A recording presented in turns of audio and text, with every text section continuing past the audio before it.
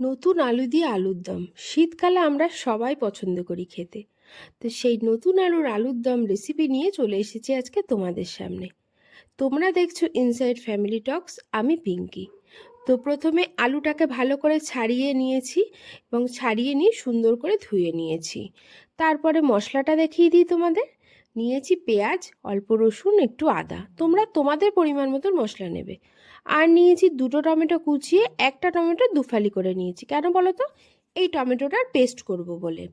তো আর নিয়ে নিয়েছি মটরশুঁটি, যেটা ছাড়া আলুর দম শীতকালে অসম্পূর্ণ। তো চলো বন্ধুরা, এবার শুরু করা যাক। কড়াইতে তেল দিয়ে দিয়েছি, তেলটা ভালো গরম হয়ে গেছে। এখন একটু পেঁয়াজ আমি বেরেস্তা করে নেব। যে কোনো পেঁয়াজ রসুনের রান্নায় লাস্টে যদি একটু বেরেস্তা দেওয়া যায় না, টেস্টটা দ্বিগুণ হয়ে যায়। তো সেই জন্যই আমি প্রথমে একটু বেরেস্তাটা ভালো করে দেখো সুন্দর করে ভেজে নিয়েছি। বেশি ভাজবে না, যাতে তেতো না হয়ে যায় পুড়ে গিয়ে। এবার চলো রেসিপিটা শুরু করি। প্রথমে আলুটাকে সুন্দর করে আমি ভেজে নেব। আলু কিন্তু আমি সেদ্ধ করব না। সেদ্ধ আলুর টেস্টটা একরকম, আর এইভাবে ভেজে নুন হলুদ দিয়ে যদি সুন্দর করে লাল লাল করে ভাজো, ভেজে যদি আলুর দম করো না, তার টেস্টটা হবে অন্যরকম। আর ভেজে আলুর দম করলে মশলার সাথে সুন্দর করে কষিয়ে জিনিসটাকে যদি সেদ্ধ করতে পারো, তাহলে প্রতিটা মশলাপাতি আলুর ভেতরে সুন্দর ঢোকে। তাতে কি হয়, আলুটা বেশি টেস্টি লাগে খেতে। আর যদি আমরা সেদ্ধ করে নিই, তখন তো আলুটা সেদ্ধতেই খানিকটা সেদ্ধ হয়ে যায়, তখন আলুর টেস্টটা অন্যরকম লাগে। তো যাই হোক, আলু আমি সুন্দর করে ভেজে নিয়েছি। এখন এই কড়াইয়ের তেলেই শুকনো লঙ্কা, একটু জিরে, এলাচ আর দারচিনি, লবঙ্গ আর একটু হিং ফোড়ন দিয়ে দেব। নতুন আলু দিয়ে আলুর দম করব, হিং ফোড়ন দেব না, সেটা কখনোই হয় না। এবার সুন্দর করে ফোড়নটা ভালো করে গন্ধ বেরোনো অবধি রাখবো। তারপরে দিয়ে দেব পেঁয়াজ বাটা। চেষ্টা করবে পেঁয়াজটা জল ছাড়া বাটতে। অনেকেই মিক্সারে বাটো, তাতে জল ছাড়া বাটার চেষ্টা করবে, এবং শিলনোড়ায় বাটলে জল ছাড়া বাটবে। ভালো করে পেঁয়াজটাকে ভেজে নিতে হবে। দেখো আমি সুন্দর করে কিন্তু পেঁয়াজটাকে ভেজে নিয়েছি, যাতে পেঁয়াজের কাঁচা গন্ধ না থাকে। পেঁয়াজ ভালো করে ভাজলে দেখতে কালারটাও ভালো হবে। এবারে দিয়ে দিচ্ছি আমি আদা রসুন বাটা। এই আদা রসুন বাটাটাকেও কিন্তু সুন্দর করে কষাতে হবে, একদম পুরো ভাজা ভাজা হয়ে যাবে, যাতে এটার থেকেও কোনো কাঁচা গন্ধ না বেরোয়। এবং দেখো আমি কিন্তু সুন্দর করে ভেজে নিয়েছি। ভাজা যত ভালো হবে, মশলা যত কষবে, তত ভালো কালার হবে, টেস্টও খেতে বেশি হবে। এবার দিয়ে দিলাম ওই যে একটা টমেটো আমি কেটে রেখেছিলাম, সেটাকে আমি পেস্ট করে দিয়ে দিয়েছি। এটাকেও ভালো করে একদম কষাবো, যাতে টমেটোটা একদম মশলার সাথে মিশে যায়। দেখো আমার টমেটোটা মিশে গেছে। এইবার আমি ওই যে কাটা টমেটো, সেই কাটা টমেটো, একটু নুন, একটু হলুদ আর লঙ্কা, কাঁচা লঙ্কা, দুটো কাঁচা লঙ্কা চিড়ে দেবো।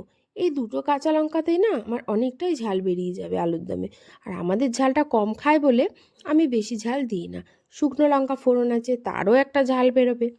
তো যাই হোক, টমেটোটা দিয়ে আমি ভালো করে কষিয়ে নিয়েছি। টমেটোটা দেখো সুন্দর নরম হয়ে গেছে। এইবার আমি দিয়ে দেবো মটরশুঁটিগুলো, কারণ মটরশুঁটিগুলোও তো মশলার সাথে একটু মেশাতে হবে। আর যেই না এই মশলার মধ্যে মটরশুঁটিটা পড়বে, তখন একটা অন্যরকম গন্ধ বেরোবে এই মশলাটা দিয়ে, যেটার জন্য আলুর দমটা খেতে আরও বেশি ভালো লাগবে।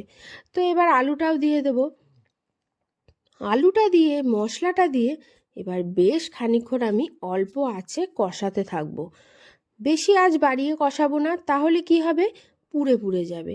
ঠিক আছে। আর এই সাইডে আমি করে নেব কি, একটু দই নিয়ে নিয়েছি, টক দই। আর টক দইয়ের মধ্যে আমি একটু সস দিয়ে দেবো। আর ওদিকে কিন্তু আলুটা কষছে। তো যাই হোক, এই দই আর সসটাকে ভালো করে এখন একটু ফাটিয়ে নেব, সুন্দর করে ফাটিয়ে নেব।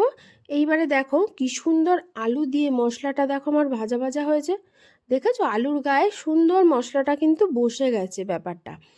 এরকম সময়ে আমি দিয়ে দেব হচ্ছে যে টক দইটা আমি করলাম, টক দই আর সস, আমি সেটা দিয়ে দেব। এবার টক দই আর সসটা দিয়ে আমি ভালো করে কষাবো, এখনও আবারও কষাবো। যত কষিয়ে করা যাবে খেতে তত টেস্টি হবে। তো বেশ খানিকক্ষণ ধরে আমি কষাবো, যতক্ষণ না পর্যন্ত টক দইটা ভালো করে আলুর সাথে মিশে যাচ্ছে। এখন দেখো টক দইটা কিন্তু আমার আলুর দমের সাথে সুন্দর মিশে গেছে, ভালো করে মিশে গেছে। এইবার আমি দিয়ে দেব খুব সামান্য একটু উষ্ণ গরম জল, কারণ আমি একটু কষা কষাই করবো আলুর দমটা, তো সেই কারণে আমি কিন্তু বেশি জল দেব না। তো সুন্দর করে জল দিয়ে দিয়েছি অল্প, দিয়ে আমি ঢেকে রেখে দেব 10 মিনিটের জন্য। 10 মিনিট মতন থাকবে, 10 মিনিট পর আমি খুলবো। দেখো 10 মিনিট হয়ে গেছে, আমার কিন্তু আলুটাও সুন্দর সেদ্ধ হয়ে গেছে এবং সব কিছু ঠিকঠাক হয়ে গেছে। এখন আমি দিয়ে দেব এর মধ্যে একটু ধনে পাতা, আর এটা কিন্তু আমাদের ছাদের লাগানো ধনে পাতা, বাড়ির ধনে পাতা। আর দিয়ে দেব যে বেরেস্তাটা ভেজে রেখেছিলাম সেই বেরেস্তাটা, এবং দিয়ে দেব শেষে হচ্ছে কি দেব, ঘি দিয়ে দেব। একটু ঘি না দিলে না শীতের রান্নাটা ঠিক মানে পরিপূর্ণতা পায় না, বুঝতে পারছো? তো যাই হোক, ঘিটি দিয়ে ভালো করে নাড়িয়ে এবার দিয়ে দেব একটু গরম মশলার গুঁড়ো। গরম মশলাটা আমি ইউজ করেছি শাহি গরম মশলা।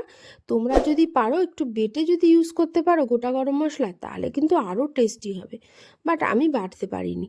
যাই হোক, হয়ে গেল কিন্তু আমার আলুর দম, কষা কষা একদম আলুর দম। দেখেই দেখেছো তো কি ইয়াম্মি লাগছে, খেতেও কিন্তু দারুণ হয়েছিল। তোমরা এভাবে খেয়ে দেখো, ডেফিনেটলি তোমাদের ভালো লাগবে। আর যদি আমার এই ভিডিওটা তোমাদের ভালো লাগে তো প্লিজ একটা লাইক করো, কমেন্টস করো, আর আমার চ্যানেলে নতুন এসে থাকলে একটা সাবস্ক্রাইব করে আমার পাশে থেকো এবং আমাকে একটু এগিয়ে নিয়ে যেতে সাহায্য করো। এরকম নিত্য নতুন রেসিপির ভিডিও দেখতে চাইলে আমার পেজটাকে অবশ্যই ফলো করতে হবে। টাটা।